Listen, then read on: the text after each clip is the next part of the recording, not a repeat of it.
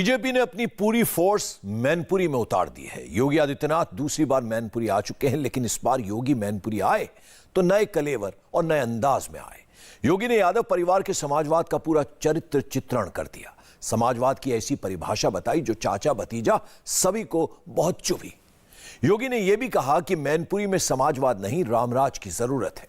मैनपुरी में योगी के इस यलगार का मतलब क्या है, देखिए ये रिपोर्ट। भारत माता की।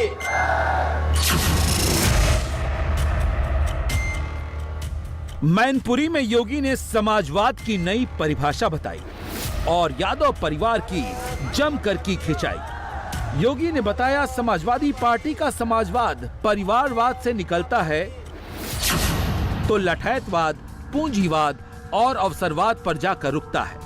इन तीन शब्दों से योगी ने छोटे नेताजी की समाजवादी पार्टी का पूरा चरित्र चित्रण कर दिया। ये समाजवाद के जो अलग अलग ब्रांड हैं, वो एक खानदान में भी देखे जा सकते हैं। भाइयों बहनों, शिवपाल जी का जो समाजवाद है वह है जिसकी लाठी उसकी भैंस, यानी ये लठैत समाजवाद है इनका। प्रोफेसर राम गोपाल यादव का समाजवाद वह पूंजीवाद में बदल गया है।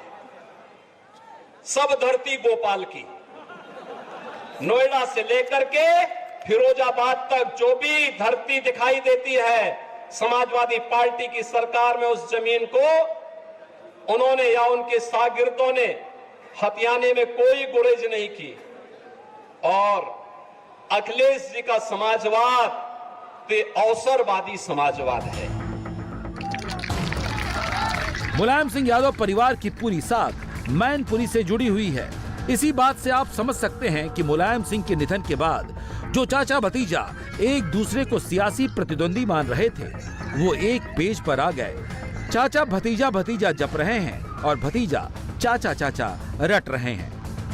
बीजेपी वाले जानते हैं कि वो हार गए, तभी आपने इनके भाषण सुने होंगे। आप तो गांव के रहने वाले लोग हैं, ये सब चीज जानते। बताइए चाचा कौन है?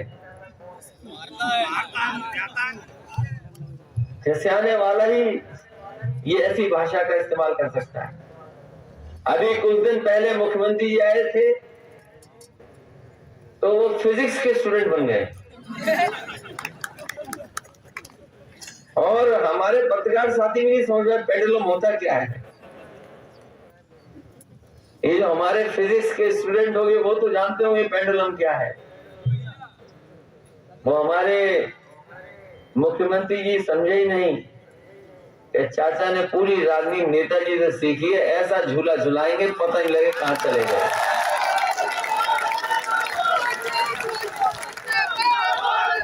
और क्या कर रहे हैं? बोले सिक्योरिटी वापस देगी, सिक्योरिटी। ये बताओ नेता चाचा को कौन सी सिक्योरिटी की जरूरत? चाचा खुद ही शिक्षा में संजीव थे। अखिलेश इतना चाचा चाचा क्यों कर रहे हैं? क्योंकि सवाल समाजवादी पार्टी की साख का आ गया है। मैनपुरी नेताजी की सीट रही है, जसवंत नगर शिवपाल यादव की सीट। पूरे यादव कुनबे की सियासी फसल यहीं पर तैयार हुई है और अब अखिलेश यादव ने खुद डिंपल को मैदान में उतारकर अपना सब कुछ दांव पर लगा दिया है। इसीलिए योगी जब यहाँ आए तो सीधे परिवारवाद वाली दुखती रग को ही छेड़ दिया।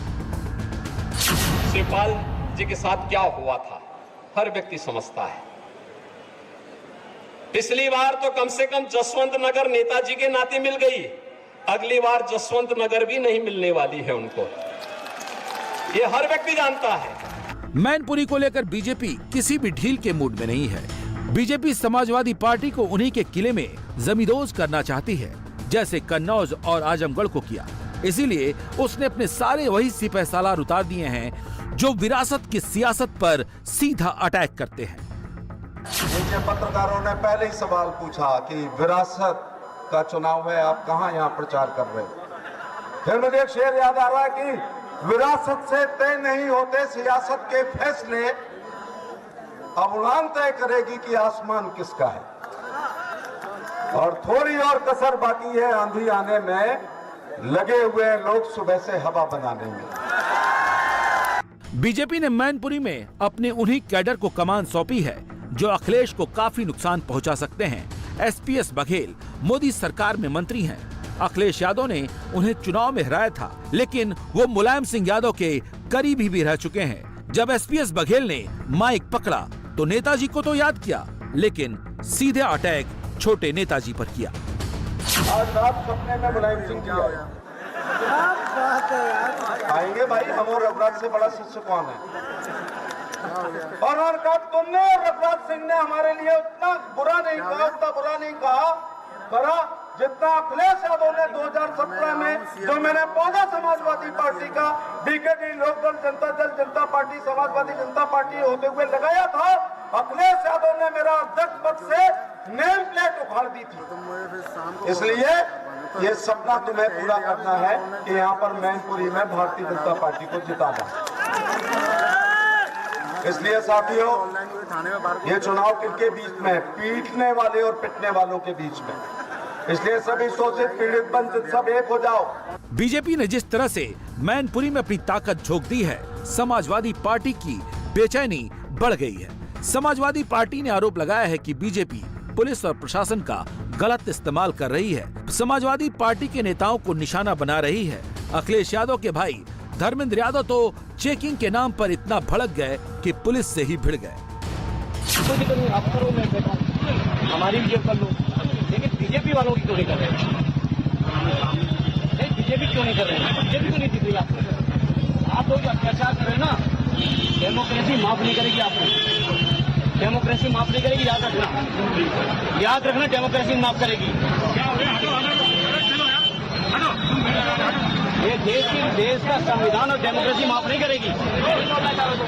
आओ करो और चेक कितनी कर रहे हो?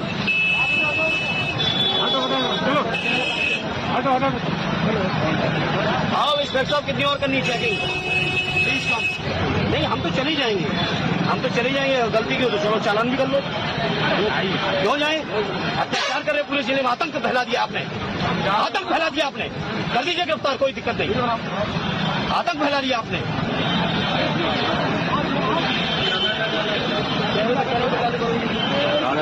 आतंक फैला रखा पूरे जिले में, लोकतंत्र को खत्म करना चाहते हैं। दरअसल चुनाव आयोग को जहां जहां शिकायत मिल रही है, वो वहां वहां चेकिंग कर रही है, और चेकिंग में ज्यादातर समाजवादी पार्टी से जुड़े हुए लोग हैं। इसमें हैरानी की बात नहीं होनी चाहिए, क्योंकि मैनपुरी समाजवादी पार्टी का गढ़ भी है।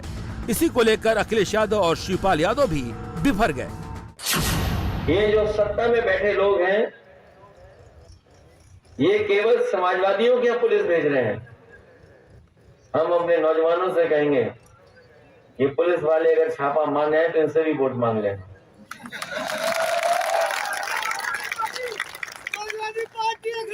ये आधे मन से छापा मार रहे हैं। एक केवल वो मुख्यमंत्री नहीं खिंच रहे हैं, दो उनके असिस्टेंट और हैं।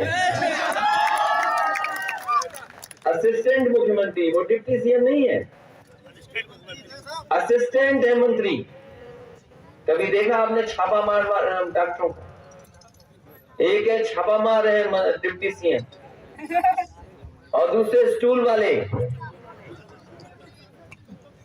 उन्हें कभी कुर्सी नसीब नहीं होगी। तो ये सब खिसाए हुए लोग हैं, क्योंकि जनता के लिए काम नहीं कर रहे। और अगर जनता के लिए काम कर रहे होते तो इन्हें अधिकारी और फोर्स की जरूरत नहीं पड़ती। और गुंडई तो कौन कर रहा है? समय सरकार गुंडई करा रही है। कहाँ? प्रशासनिक अधिकारियों पर, पुलिस अधिकारियों पर। बताइए, लोकतंत्र भी कहीं ऐसा होता है? सीधा लोकतंत्र पर हमला, सीधा संविधान पर हमला। और जनता से ये कहना चाहता हूं, हो सकता है हमारे बूथ के जो प्रभारी है उसे गिरफ्तार कर सकते हैं, नजर बंद कर सकते हैं, तो दूसरी टोली जरूर रखना। दूसरे डरना नहीं और मानना भी नहीं। समाजवादी पार्टी इन्हीं आरोपों को लेकर चुनाव आयोग से शिकायत करने भी गई। निर्वाचन आयोग ने आरोपों के बाद एसएसपी मैनपुरी को 6 पुलिस अधिकारियों को सस्पेंड करने का निर्देश भी दिया। उधर बीजेपी आरोप लगाती आ रही है कि समाजवादी पार्टी चुनाव में हमेशा गड़बड़ करती रही है, इसीलिए अब ऐसे बहाने बना रही है। और जब भी समाजवादी पार्टी को चुनाव हारने होते हैं, 2 काम जरूर कर लेते हैं। एक तो बहाना कर लेते हैं, पहले से ही पृष्ठभूमि बांध लेते हैं कि साहब ईवीएम में गड़बड़ी है। अरे उसी ईवीएम में तो 2012 में आपकी सरकार बनी थी। उसी ईवीएम में इस प्रदेश में कई सांसद आपके जीते थे। कैसे आप आरोप लगाते हैं? कभी इलेक्शन कमीशन को दोषी ठहराने लगते हैं और कभी उसकी पृष्ठभूमि बांध करके अपने कारनामों को नहीं देखेंगे, कुछ न कुछ बहाना बनाएंगे। तो भाइयों बहनों, आज मैं आप सबसे कहना चाहूंगा, समाजवादी पार्टी के इस बहकावे में आने की आवश्यकता नहीं। इनके पास जब भी चुनाव हारना होता 2 काम करेंगे, एक आरोप प्रत्यारोप और दूसरा बेचारी डिंपल जी को चुनाव लड़ा करके हराने के लिए भेज देते हैं। फिरोजाबाद में भी उन्होंने यही किया था ना, और कन्नौज में भी यही किया था।